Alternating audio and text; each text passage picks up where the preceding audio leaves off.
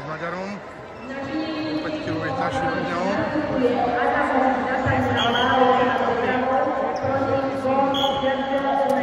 Keď vyhrá Nathaniel vo finále, ale keď prehrá, ešte pôjde o 3. 5. miesto. Nech sa nezraní. Nech to dopadne ako chce, nech sa nezraní.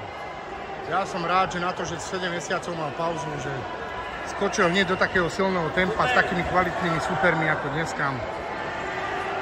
Klobu dole. Ako ten Maďar je od neho fyzicky aj väčší, aj silnejší. Ale Nathanielko bojuje, chybu.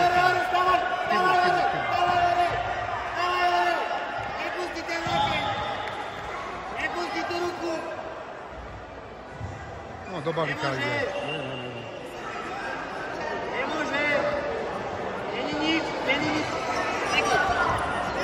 Postoj!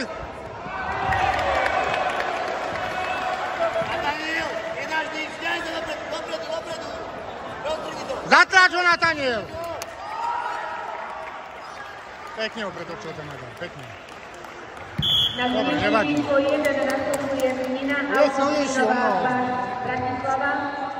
Nevadí. Pekný západ. Ešte môže bojovať o 3. miesto.